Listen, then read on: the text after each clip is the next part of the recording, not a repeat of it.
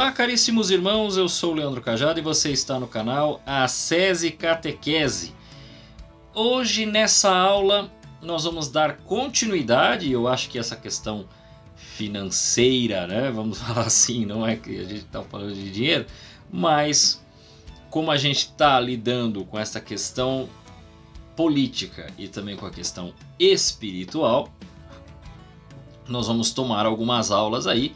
Esta é a segunda que nós estamos falando aí, não só relacionada a dinheiro, porque a gente já teve algumas aulas anteriores, mas na aula passada a gente tratou de um tema que era dúvida de muita gente, não é só dúvida de quem acompanha aqui o canal, mas era dúvida de muita gente, se a pessoa poderia ser rica ou não.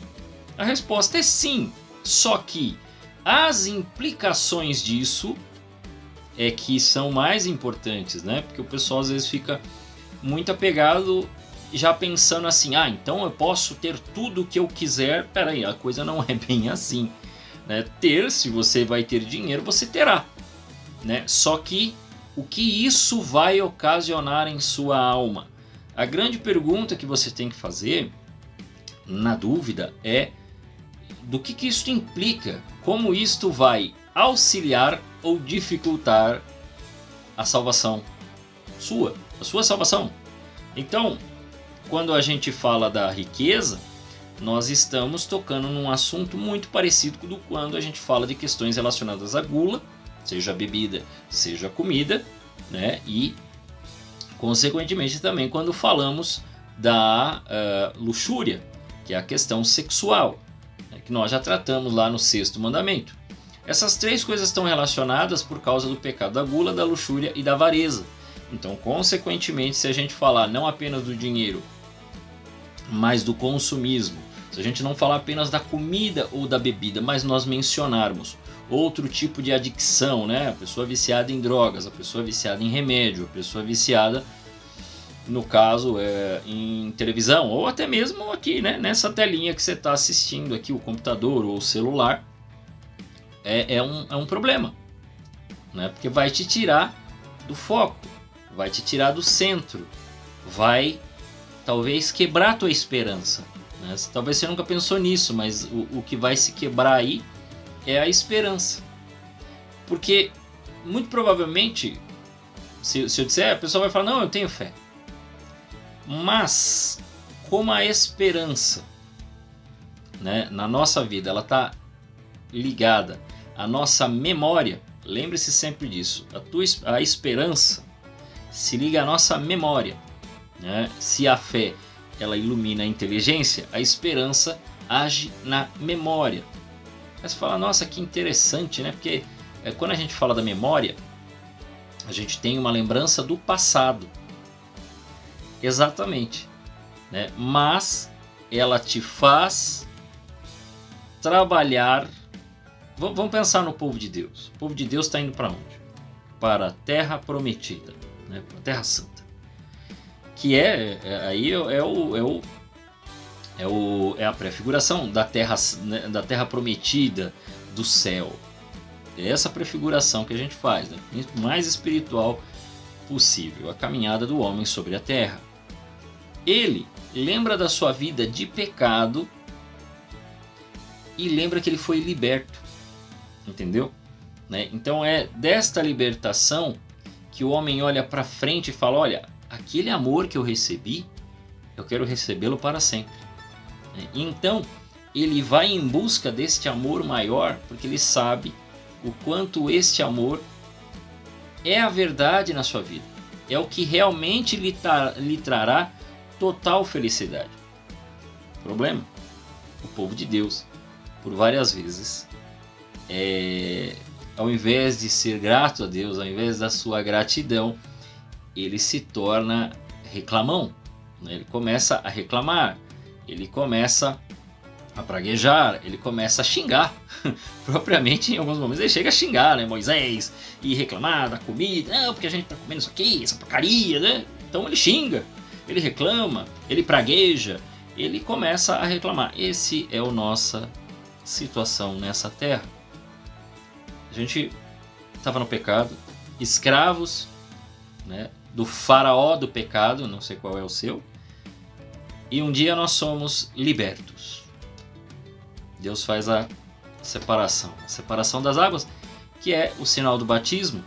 Mas além do ser batizado, que talvez você era muito pequenininho, você foi transformado por um momento de conversão, né? Veio a graça de Deus e transformou a tua vida. Transformada a sua vida, ou seja, você relembrou o tempo do batismo, né? Então você retornou ao estado de batizado. Fazendo o quê? Bom, para quem já tinha sido batizado e talvez até tenha recebido os outros sacramentos, vamos considerar que a pessoa recebeu inclusive o crisma, né? Que hoje em dia muita gente não recebeu o crisma, então vai lá fazer catequese de adultos, né? Comigo. Né? Se você ainda não fez a catequese de adultos, se você não é batizado, não recebeu a primeira comunhão ou não recebeu o crisma, né? Ou não está casado na igreja e porque também não recebeu o crisma e queria legitimar o seu casamento, quer dizer, torná-lo a três, né? Você, a sua esposa, ou você e seu marido e Deus. Então, você precisa fazer a catequese de adultos. Se você ainda não fez, manda um recado aqui, se você é aqui da região da diocese de Osasco. Tá? Se você for de uma diocese muito longe, vai ficar muito ruim para você. Mas se você for da diocese, manda um recado aqui para mim, a gente conversa pessoalmente. Pode falar, eu quero fazer, Leandro. Eu não fiz, eu quero fazer, que eu mando um recado para você. A gente começa a conversar para você fazer a catequese de adultos. Mas vamos dizer que esta pessoa foi batizada, recebeu a primeira comunhão, recebeu o crisma e pum, sumiu da igreja. Está fora. Ou seja, esta pessoa não está honrando o seu batismo, né? Por quê? Porque o batismo libertou do pecado original, lavou toda a culpa do pecado. A pessoa está livre, nasceu de novo. Eis aí o nascer de novo, batizado. Pá! Então, ela recebeu a primeira comunhão, está recebendo o Cristo, corpo, sangue, alma e divindade. Maravilhoso. Foi lá e recebeu, logo depois, passado uns 2 anos, né? Porque hoje em dia, né, não é mais como era muitos anos atrás, que se recebia quando era pequeno, hoje recebe. Na adolescência recebeu o crisma. E no crisma, confirmou-se o batismo e tornou-se soldado de Cristo. Agora é um soldado de Cristo, está aceitando como um verdadeiro crismado, ungido pelo óleo, né, sagrado.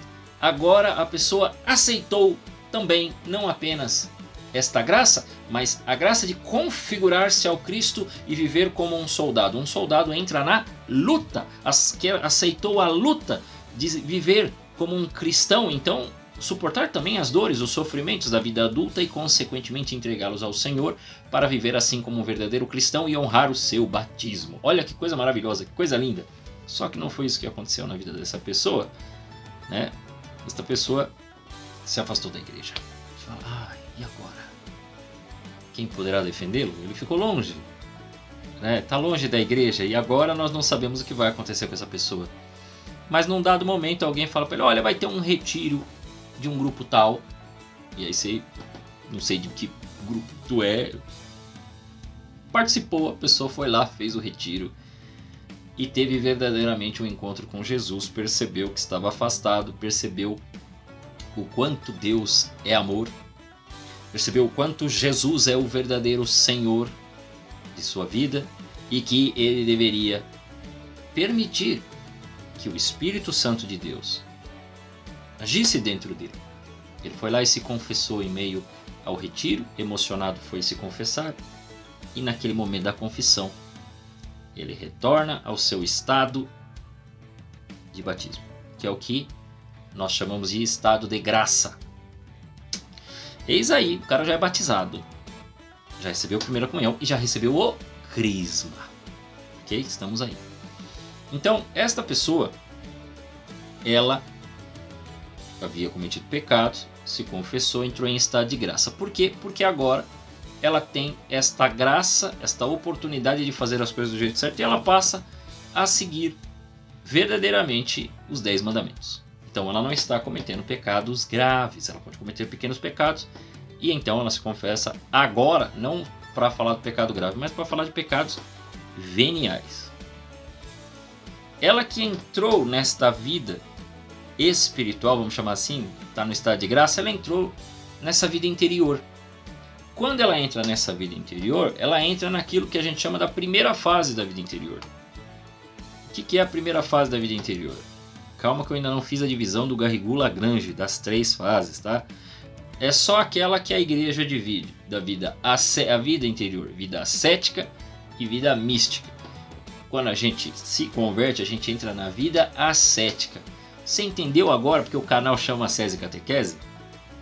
Porque eu não tenho como falar com as pessoas de vida mística se nós estamos na vida ascética. O que é a vida ascética? É esse período que a pessoa se converte e ela vai ali perceber, ela vai conhecer, tem até um início aí, a pessoa parece até que não tem problema na vida, né? Parece que não está acontecendo, nossa, é um momento gostoso, até as consolações espirituais são maiores, a pessoa começa a rezar, então os momentos de oração são muito mais agradáveis, são muito melhores, e aí ela entra num outro passo, o passo de que ela percebe logo depois que passa esse tempo agradável, de grandes consolações, ela percebe que ela precisa rezar, porque começam a voltar certas tentações do tempo que ela estava afastada. Ela começa a ser questionada pelas pessoas que estavam longe, às vezes até por familiares, às vezes por amigos, e também por aqueles camaradinhas que estavam com ele no tempo do pecado e que não se converteram e não sabem disso. Então começam a questionar essas pessoas. Nós não podemos dizer assim, elas são o demônio. Não é isso não, viu? Elas são pessoas comuns que estão nas suas vidas, estão achando que estão fazendo, às vezes podem não estar com problemas e tal, mas elas acham que não é necessário tanto, não sei pra que você tá nessa vida, que coisa chata, você era muito melhor, agora você tá meio fanático. Então começa-se um problema. Fora isso, a pessoa agora terá que dar os seus passos, né? E aqui muita gente começa a travar. Essa segunda fase ela começa a entrar o que a gente chama de batalha espiritual. E nessa batalha espiritual, a pessoa entra em conflito consigo mesma por causa dos conflitos externos, com família, com amigos. Ela mesma começa a cometer erros, né? Porque ela começa a cometer excessos às vezes, né? Não é excesso de oração. Fique tranquilo, ninguém se excede na oração não, viu gente? Ninguém se excede no encontro com Deus, no amor de Deus, no amor a Deus. Ninguém se excede nisso não. Infelizmente, quando a gente fica achando que a gente está muito espiritual, o pessoal começa a achar, tá? E aí as pessoas falam, tá vendo? O cara tá muito falando, não, ele tá fazendo compreensões erradas. Por quê? Por um motivo muito simples, né? A pessoa não tem dentro dela uma coisa que, porque a fé começou a crescer, ok? Só que a pessoa não tem dentro dela os conceitos claros da sua fé. A pessoa dá algumas razões, mas não sabe dar todas, né? E aí sabe qual é o problema? O problema é que muita gente acredita que ela só vai ter mais fé porque ela reza. Ela tem que rezar. Gente, eu falo para os meus catequizandos, rezem para a fé crescer. Só que vocês não podem só rezar, vocês precisam também conhecer. O que eu quero dizer com conhecer? É ler mesmo, é aprender, é ouvir a homilia e não ficar... Não, é aprender. Olha, Jesus faz isso na nossa vida. Olha, eu preciso ser prudente. Olha, eu preciso trabalhar. Porque pode passar, logo no início de algumas conversões muito grandes, muito bonitas que acontecem, da pessoa ficar aparentemente, vamos pôr um aspas aqui, achando que está muito espiritual e que ela não precisa trabalhar, ou que ela não precisa dar razões das coisas, ou que ela não precisa mais fazer a mesma coisa que as pessoas que estão no mundo fazem. Não, senhor, o senhor precisa trabalhar, estudar, precisa dar respostas para as pessoas do dia a dia, tá? Você precisa trabalhar, estudar, fazer as suas coisas, fazer o seu cotidiano, né? Iluminar as pessoas não significa um discursinho aparentemente espiritual. Não é isso, tá? Ele vai se tornar mais espiritual, mas no início da caminhada é coisa nenhuma, né? Não é que a pessoa está de sacanagem ou que ela está querendo agora mostrar. Não, pode até ser um pouco de pose. Por que que é? Porque ela está no começo. Então é lógico que os pecados capitais estão aí, meus amigos. A pessoa ainda não está purificada e santa, não. Então o que que vai acontecer? Por causa da vaidade, a pessoa vai ficar muito... eu sei, agora eu aprendi, eu fui tocado por Deus, eu fui transformado. Ô, meus amados, pode mudar, às vezes a linguagem fica até meio... parece cacuete, né? Fica meio assim, ai amados, ai lindos, ai Senhor, sabe aquela coisa de... né? Não tem nada de errado nisso, mas não é sincero. Por quê? Porque nós precisamos entender, e você, meu irmãozinho que está começando agora, você precisa entender que você ainda não tem palavras, né? Palavras. E aí eu não estou só falando de palavras inspiradas na oração. Eu estou falando que você ainda não tem conceitos claros, o seu imaginário está se formando, você ainda não tem linguagem. E às vezes até para dar respostas você tem dificuldade.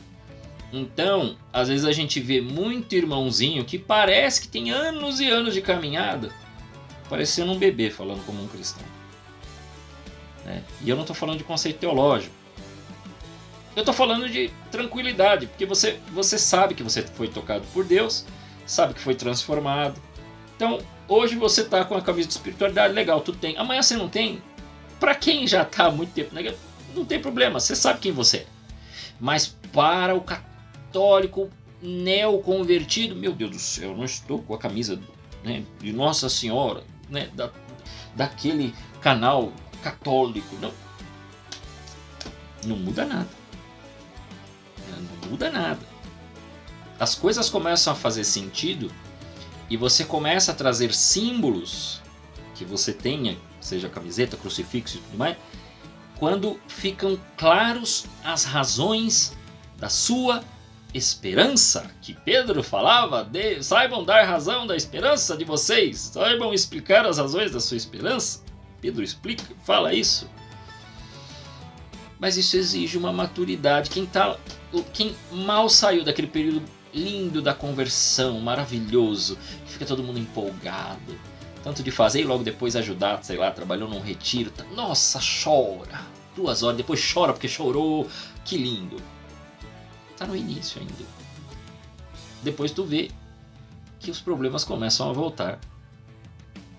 E a pessoa ainda fica sem saber o que responder para as pessoas, como falar, né? Porque aí as pessoas começam a acuar ela, né? Aí ela, e agora? Eu não posso falar. É melhor eu não falar. Não, tu vai sabendo que você pode falar. Eu fui pra missa, eu fui rezar, eu não vou ficar porque eu vou rezar. Depois você vai, mas aí deixa de ter afetação. Você deixa de ser afetado. Você vai falar do seu jeito, normal, né? Você não precisa criar uma personagem a partir de agora, né? Porque agora você se converteu, então você precisa fazer aquele tipo, falar aquelas palavras bonitas. Não, você volta a ser você, você volta a se respeitar e a coisa vai. Só que é um período muito difícil para muitos jovens, para muitos adultos, que muitas vezes não sabem como colocar as palavras corretamente e também pela falta de doutrina, né? Não sabem explicar as coisas e aí quando são questionados, eu acho que talvez seja assim, talvez seja assim. É normal, gente, é normal que o pessoal vai dar umas escorregadas. Então se você está ouvindo isso e você está nessa fase, é normal você dar umas escorregadas. É normal, inclusive, tá, meu querido bonzinho, que tá aí na batalha espiritual, porque você já tá percebendo que a tentação volta. Infelizmente, carinho. Tá? Leandro, você tá falando de você? Também. O que eu vou falar daqui a pouco, eu não me coloco lá. Eu já falei em alguns encontros atrás. E eu vou retornar, eu acho que eu vou fazer uma das aulas, vai ser só isso. Pare de se achar o bonzinho. Tá? Nós não somos... Nós estamos num processo, numa caminhada. Essa caminhada é longa. Você vai ter lutas contra todos os pecados capitais. alguns vão até o fim da sua vida, principalmente o orgulho. Então, não dá pra pegar e falar, ah não, já venci. Não, venci coisa nenhuma. Venci coisa nenhuma. Se eu vacilar, né, eu ouvi uma vez assim, quem cochila o cachimbo cai, né? Então, a pessoa entrou nessa segunda fase, ela é uma fase que a pessoa tem esse vai e vem. O vai e vem, ai, confessa, cai. Aí cai e volta. Aí volta a rezar, daqui a pouco deu preguiça de rezar, deu sono. Aí esquece, aí não faz, aí falta na missa. Olha, é essa briga que dura muitos anos. Anos, eu não estou falando de dias. Né? Ah, mas aí a pessoa já assumiu cargos na igreja. Ok. Mas continua. Se você observar com calma, você vê que a pessoa está na mesma fase. Na batalha espiritual. Ok. Conseguiu ali dar conta do negócio. Tá vencendo. Tá pecando menos. Vai para uma provável terceira fase. Onde a pessoa peca menos no sentido de pecados gravíssimos. Mas ela ainda peca. É porque os pecados veniais também vão se acumulando, então eles podem começar a ficar graves, a pessoa precisa estar esperta, se confessando. Só que ela começa a ter mais perseverança na oração, a oração deixa... Não é que nem vira, ai que delícia, que é a primeira fase, nem é essa coisa. As batalhas continuam, o diabo continua fazendo querer você se perder, isso aí vai ser até o fim. Mas parece que você dá conta de algumas provas e de algumas coisas que lá fora, né, o mundo fica aí te agitando, né? Mas o mundo vai voltar para vir te tentar. Fique tranquilo. O grande problema, né, o maior de todos, é que a tua carne de vez em quando fica ali, ó, pum, pum, pum, acendendo você. Você venceu algumas batalhas contra o inimigo. O mundo parece que ainda te tenta, mas agora o grande problema não é nem o mundo, nem o demônio, é que a carne fala mais alto e fica sempre apontando para essas coisas, né? Para as tentações que o demônio fez para você e para o mundo que parece tem dias que parece tão sedutor, tão maravilhoso. Ai, aquelas coisas que eu fazia era tão gostoso, nossa! E aí é difícil, né? A pessoa começa nessa terceira fase a ter mais perseverança de oração. Só que ela vira um crica. Às vezes, não é um chato. O chato da segunda fase aparece, né? O vaidosinho da segunda fase, chatão, crica. Mas na terceira fase você fica crítico de algumas coisas. Por exemplo, assim, você já está há alguns anos na igreja, então tudo que fazem de errado te parece cansativo. As pessoas começam a ter posturas erradas na missa. Os seus olhos parece que procuram isso. Ou parece que estas coisas procuram os seus olhos. Para você se irritar e isso tirar a tua atenção do altar. Ai, que briga. Ai, que coisa ruim. Né? A pessoa vira um crítico da igreja. Eu não estou falando de críticas corretas e pontuais, tá? Que às vezes a gente faz aqui. Como eu tive que fazer no caso do Papa. E que se der tempo e o documento da CNBB sair, eu farei.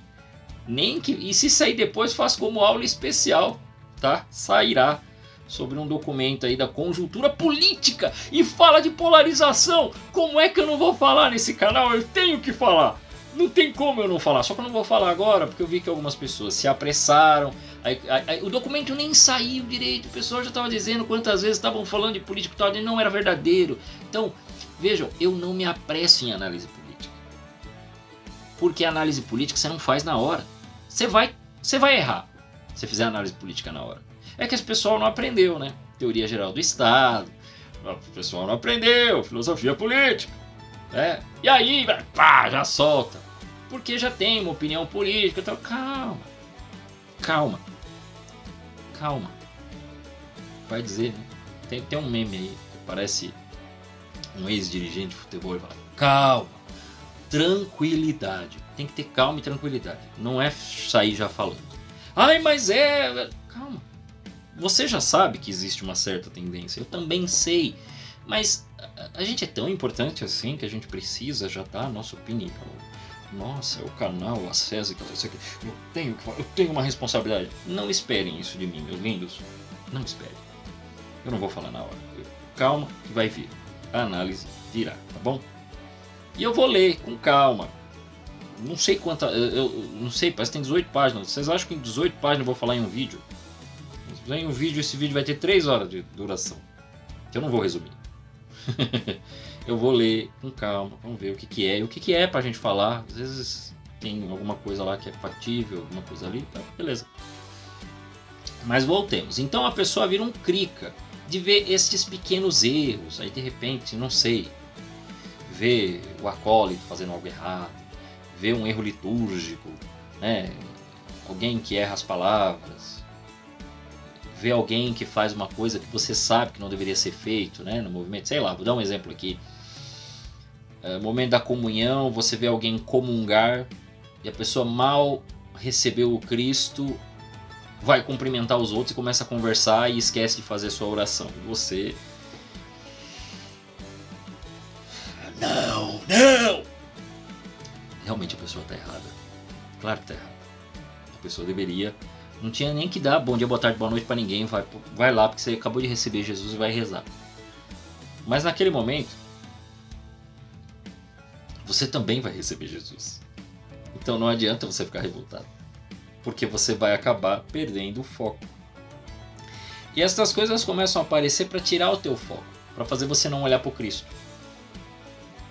né? Ou você fica sabendo de alguma coisa assim, então aquilo te tira a paz, né? Você não consegue rezar, toma a tua cabeça. Então veja, as coisas começam a ficar mais sutis. Todas essas fases, ainda assim que eu falei dessas partes difíceis, veja que a pessoa está crescendo na fé. E ela foi convertida, a graça agiu, ela reza, Deus ajuda.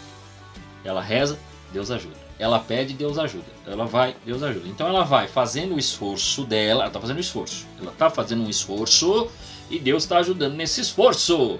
É um ali e o outro, né? É quase igual uma criança que quer andar e o pai está segurando na mãozinha e ela está botando a perninha, está fazendo o esforço dela, né? Isto aí são o que a gente chama, e aí eu vou dizer qual é a fonte que eu estou usando. Então quem quiser, né, estas 3 fases, né, desta primeira, né, do que a gente chama de vida interior ascética, ou nós podemos chamar de vida dos iniciantes, que aí sim é Garrigou Lagrange, das 3 fases da vida interior. E essa primeira fase é isso, iniciantes. E também essas 3 fases ficam muito bem narradas, muito bem explicadas, muito bem orientadas neste livro aqui, Castelo Interior. Tá bom? Então tá isso daí. Isso aí é um resuminho, é o resuminho do resuminho. Então leia, vai mais profundo, porque senão não vai. Mas é só para você entender que esta é uma parte que o homem se esforça mais. A ascética vem de disciplina, exercício. Então o homem vai ter que fazer. Você, quando vai para academia, você que faz exercício, você que pratica algum esporte, você sabe. Para chegar num objetivo, você tem que fazer o esforço, alcançado o esforço, ok. Fez o esforço, alcançado o esforço, ok. E vai subindo o nível, vai melhorando a qualidade, vai treinando, vai ganhando o músculo, vai ganhando a qualidade que você está procurando num exercício. Pois muito bem, esta fase dos iniciantes é desse jeito exatamente. Aí, algumas pessoas, por conta do crisma que receberam, alegam que em alguns momentos receberam graças que provavelmente eram esses dons do Espírito Santo. Realmente isso acontece. Elas já cumprem os 10 mandamentos? Não na perfeição, não, é claro que não, mas já cumprem. Ao menos não caem. Então elas cumprem de algum modo, elas entram nessa graça de cumprir estes mandamentos, estão ali, estão na luta, estão fazendo, aquilo está se aperfeiçoando dentro delas. Elas ainda não amam a Deus sobre todas as coisas, então ainda está se desenvolvendo, mas já está cumprindo, pelo menos não está caindo nos pecados, né? Entende? Mas ainda não cresceu no amor. E veja que eu falei da fé. Cresceu na fé, quer dizer, a inteligência dela, ela está melhorando essa forma de falar, de falar, né, de crer, né? A sua oração vai melhorando. Não porque agora ela fala um monte de palavra, mas ela sabe exatamente o que falar. Ela não é um papagaio, mas também ela está concentrada. Ela pode só falar Jesus, mas o coração realmente está em Jesus. Ela pode rezar uma Ave Maria. O coração realmente está com Nossa Senhora. Ela fala Pai Nosso e pensa no nosso Pai do céu amoroso, verdadeiro, Criador, que nos criou. E que através do batismo nós podemos dizer Abba Pai. Então ela está ali entregue verdadeiramente. É um negócio maravilhoso. Se eu começar aqui, nós vamos rezar junto. É que não é para isso. Eu tô chegando aonde eu tinha que chegar. Quando a gente fala de bem-aventurados os pobres, algumas bíblias não põem bem-aventurados os pobres em espírito. E isso cria na cabeça de quem está lendo uma confusão. Porque a pessoa pensa que está falando de bem-aventurados os pobres de dinheiro. E não é isso. Os pobres em espírito significam pessoas que têm toda a sua alma, todo o seu coração, toda a sua entrega, toda a sua vida realmente desprendidas. Desprendidas de tudo. Eu posso ter, mas eu olho e não é meu. Quer dizer, é meu, mas e se amanhã eu não tiver? Deus vai me deixar por isso? Não. Deus deixou Jó? Não. E Jó perdeu muito mais do que muitas pessoas, a ponto de perder filhos, até a esposa perdeu, e toda a sua riqueza. E Jó, pela descrição do livro de Jó, ele perdeu absolutamente muita coisa. Financeiramente ele perdeu demais. Então, trata-se de realmente de um segmento. Santo Agostinho, deixa eu ver se eu coloquei aqui, eu acho que não está aqui. Que aí eu mostro o livro, mas eu já falei desse livro, tem a indicação. Não está mais para lá, não coloquei aqui na frente. Eu dei a indicação desse livro, você encontra aqui no canal, que eu falei, ele fala exatamente do capítulo 5, 6 e 7. Né? Então ele fala da pregação do monte que Jesus vai de Mateus 5. Então lá no livro explica o capítulo 5, 6 e 7 de Mateus, né? Que é a pregação das bem-aventuranças. O Sermão da Montanha. O nome do livro é Sermão da Montanha porque é toda a explicação do Sermão da Montanha. E ele, assim como Teresa vai fazer isso depois, vai fazer depois aqui no Castelo Interior, né? E ela leu Agostinho, tá? Ela leu Santo Agostinho. Ele vai separar em níveis, como uma escada,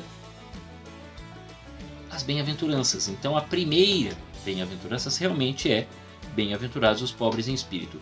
Ou seja, bem-aventurados os pobres em espírito é o início dessa escada. E pelo que eu entendi, e também o Papa Bento, deixa eu ver se eu deixei aqui também, eu acho que eu não deixei aqui, mas você já sabe, do livro Jesus de Nazaré, que também tem vídeo no canal.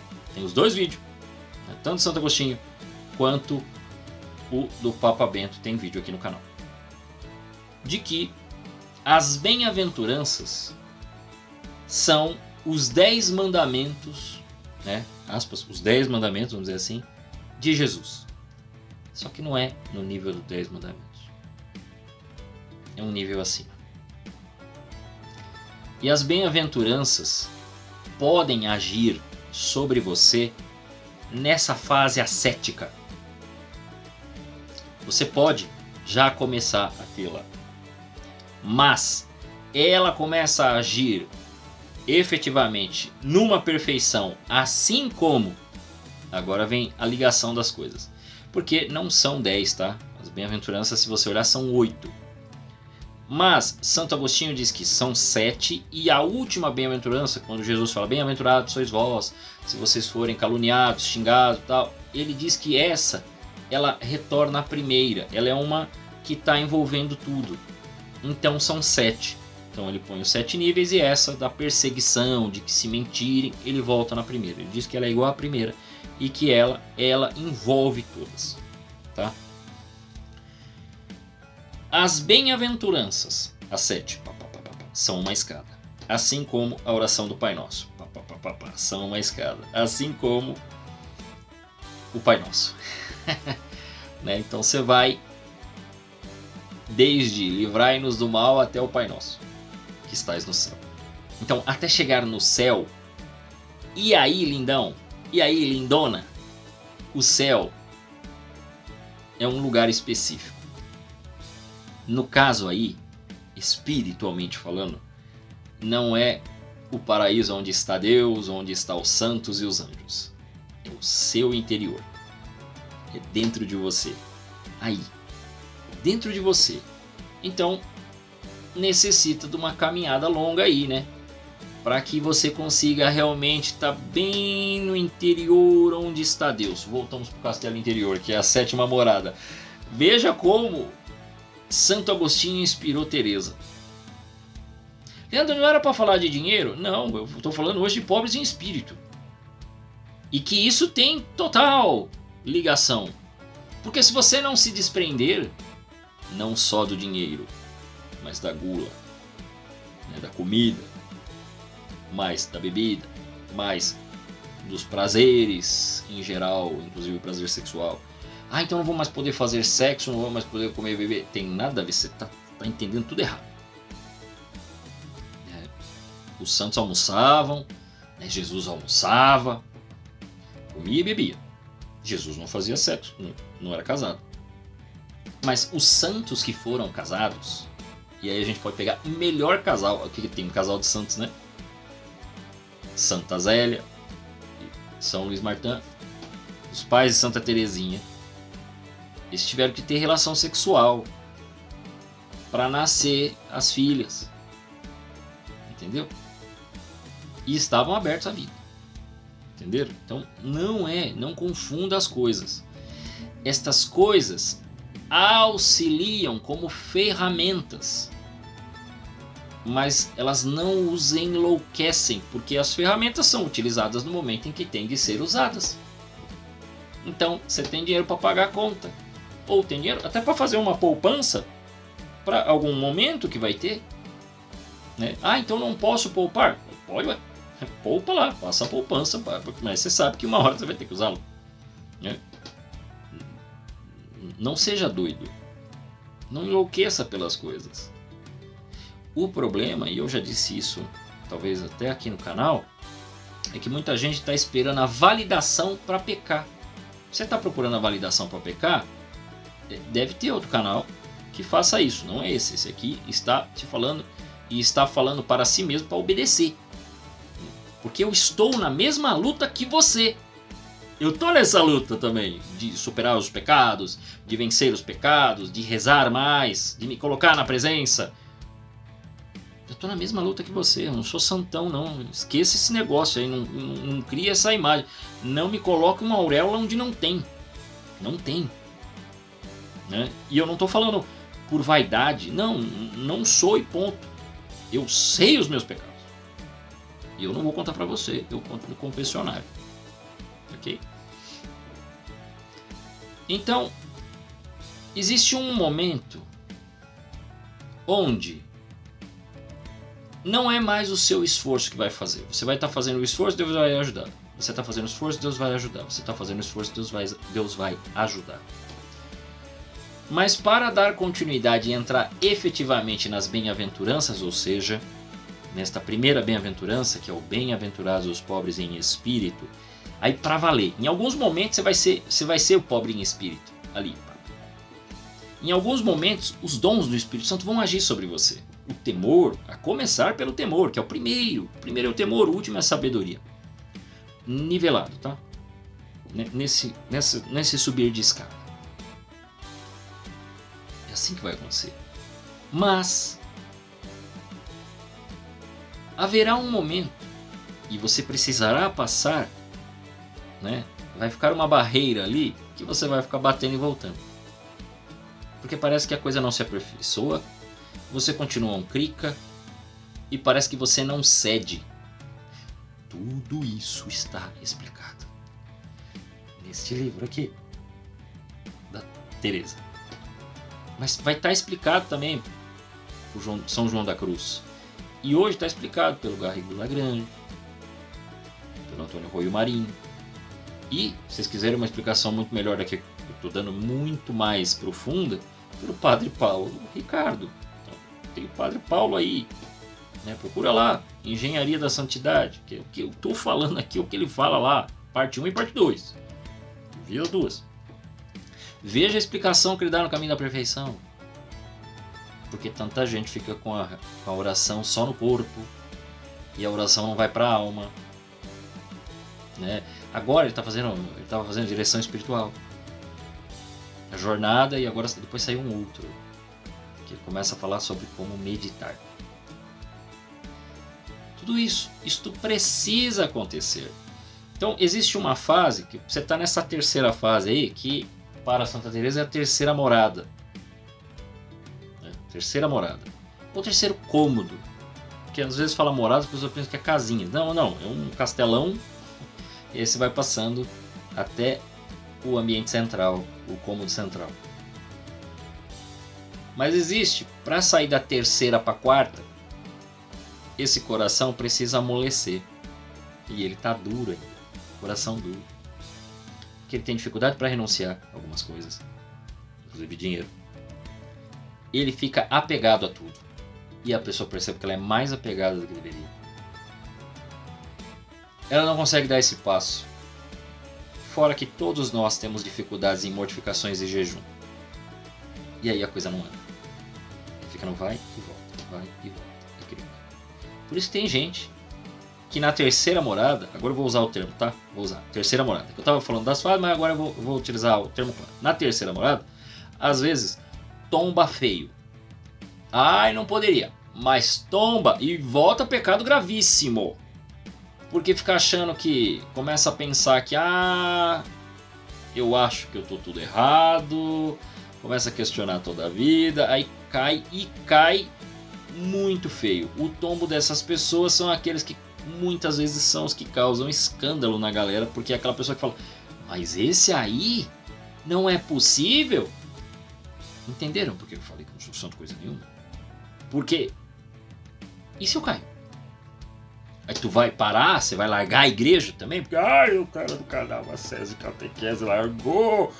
Ele é um lixo. Então eu vou sair da igreja porque ninguém presta na igreja católica. Não seja esse chato.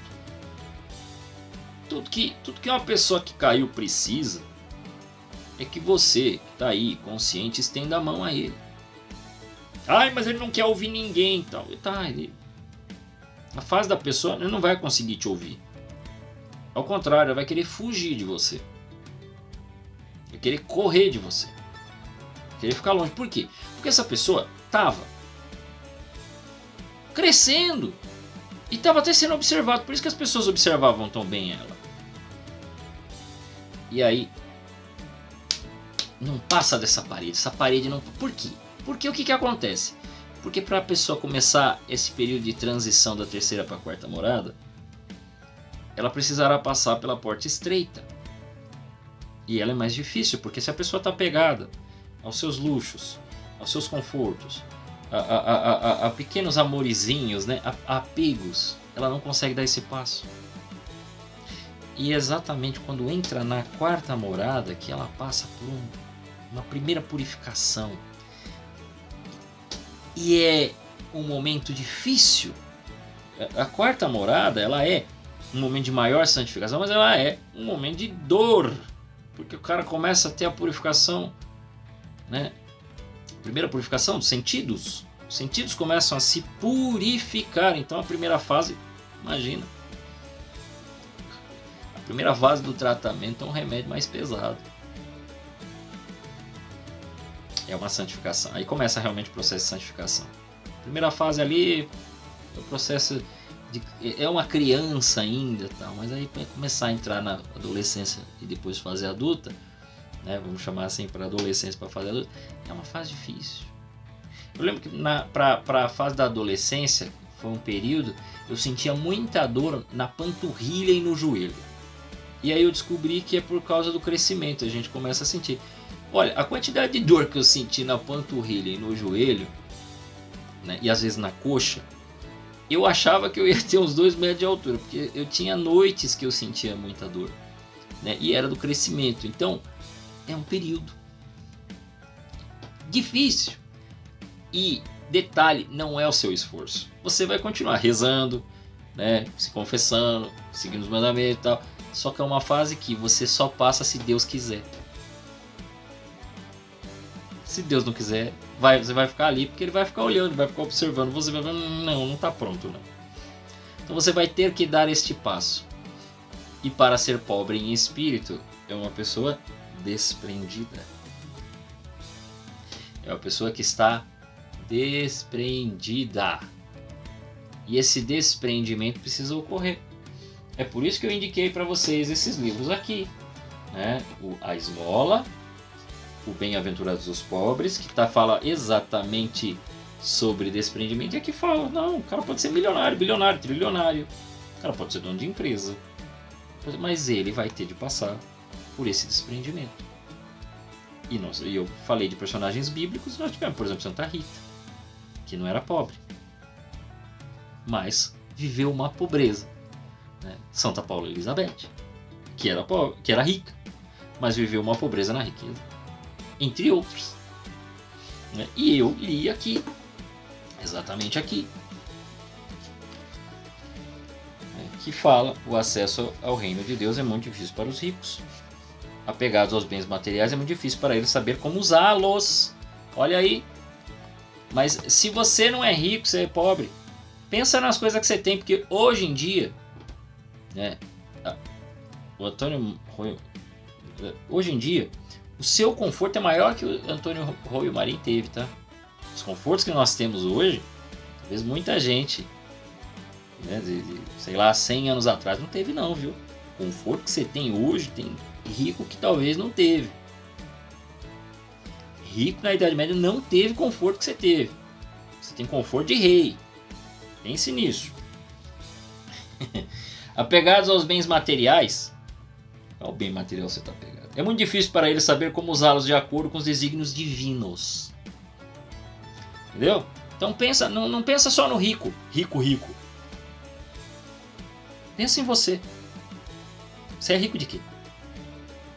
Santa Teresinha questionou uma irmã, né, que só para aprender lá a questão do hábito conseguiu um negócio bonito. Uma irmã pediu, cedeu. Mas Santa Teresinha falou: você ainda é rica, querendo dizer que ela ainda era apegada por causa de um negócio só para aprender ali, que era mais bonitinho, tinha um frufruzinho a mais. Santa Teresinha, você é rica, você ainda está apegada. Tá vendo? Qual é o apego?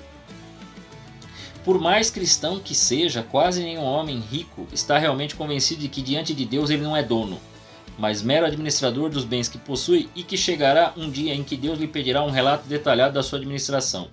Prestai-me conta da sua administração. O luxo e desperdício de algumas pessoas ricas não pode ser aceito, nem suas poupanças mesquinhas e excessivas para o amanhã, quando tantos de seus irmãos carecem de coisas mais urgentes e necessárias para a mera preservação de suas vidas. Em verdade vos digo, todas as vezes que não fizesse isso a um desses pequeninos, foi a mim que o deixasse de fazer.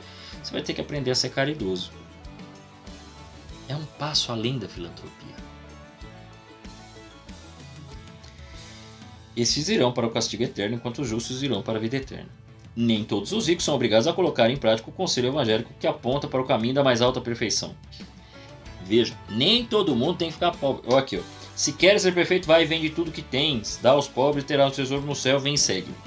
Nem todos acertam em compreender que é um grande negócio desistir de ser milionário por 70 ou 80 anos em troca de sê-lo por toda a eternidade. Deus não dá a todos as mesmas luzes e não há nada, por outro lado, que segue tanto a inteligência como o apetite desordenado à riqueza. Mas, seja o que for, é verdade que tanto os ricos como os pobres não podem viver intensamente a vida cristã ou mesmo salvar a si mesmos se eles não possuem pelo menos espírito de pobreza evangélica.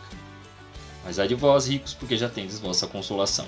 Se você está procurando consolação nas coisas... Sabe aquela pessoa que a gente fala muito, né? Cara, eu tive um problema, fui beber. Eu tive um problema, comi um pote de sorvete porque eu estava muito chateado, porque perdi algo, né? Perdi o amor. Perdeu o amor. E o amor de Deus? Esse espírito de pobreza implica um verdadeiro desapego de coração e de todas as coisas deste mundo. Por isso que eu falei que não é só para rico milionário, né? Isso não exclui o pedido normal das coisas necessárias à vida, o pão nosso de cada dia nos dai hoje, mas sim a inquietude e o desassossego. Você está inquieto com essas coisas? Fica desassossegado. Não. Porque temos todas tantas coisas. Não sei o que. Calma. Por isso eu vos digo, não vivais preocupados com o que comer ou beber, quanto à vossa vida, nem com o que vestir, quanto ao vosso corpo. Afinal, a vida não é mais que o alimento, e o corpo mais que a roupa. Olhai os pássaros do céu, não semeiam, não colhem, nem guardam em celeiros. No entanto, vosso Pai celeste os alimenta. Será que vós não valeis nada mais do que eles? Quem de vós pode, com sua preocupação, acrescentar um só dia à duração de sua vida? E por que ficar tão preocupados com a roupa? Olhai como crescem os lírios do campo. Não trabalham nem fiam. No entanto, eu vos digo, nem Salomão em toda a sua glória jamais se vestiu como um só dentre eles. Ora, se Deus veste assim a erva do campo, que hoje está aí e amanhã é lançada ao forno, não fará ele muito mais por vós, gente fraca e de fé? Além da confiança ilimitada na providência divina, o espírito de pobreza evangélica exige dos pobres que, de longe a tomarem como uma chateação, olha aí, pobre, não trate isso como uma chateação.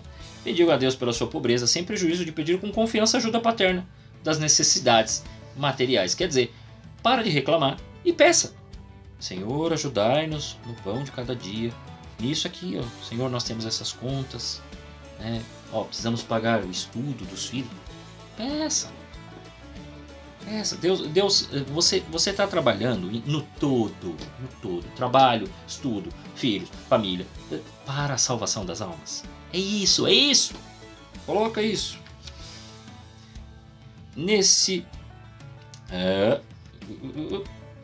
E dos ricos e das pessoas em posição mais confortável exige a esplêndida e generosa prática da caridade cristã na forma de esmolas e da ajuda material aos irmãos necessitados. Essa é a missão do rico.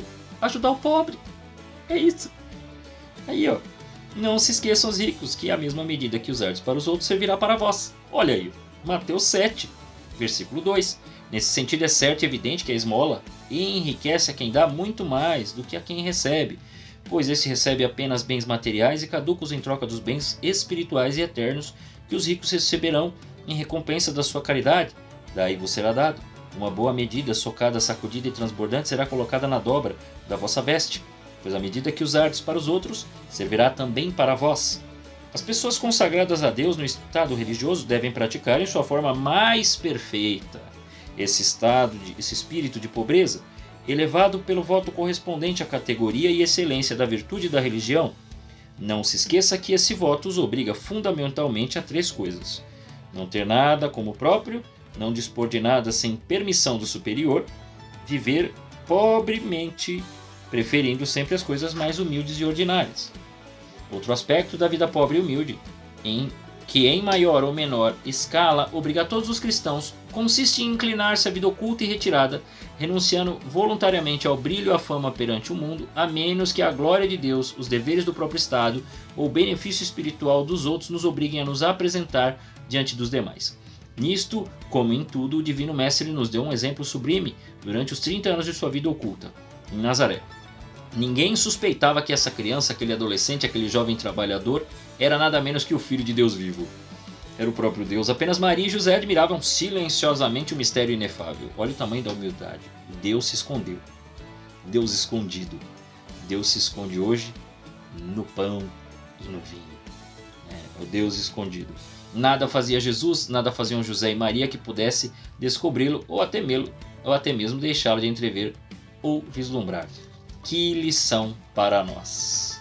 Que coisa maravilhosa! E por fim, só para constar, então, você só vai adentrar nesta fase, só vai adentrar a quarta morada se você, em oração, em espírito de humildade. Humildade é o resultado, tá? Humildade. E consequentemente, acho que você já percebeu, porque as 3 palavras foram ditas aqui: oração, jejum ou mortificação, porque você vai continuar preso e é isso que vai te ajudar a se desprender destas coisas. E, por fim, a esmola. Que tem gente que reclama, mas se eu der a esmola para aquela pessoa tem a vida dela e é ela com Deus. É ela que responde a Deus pelo que ela faz com o dinheiro dela. Você responde pelo que você faz com o seu. Então, quando você deu a esmola, não fica assim, mas será que vai usar alguma coisa? Você deu de coração, ponto final. Você tem agora de esquecer até que você deu.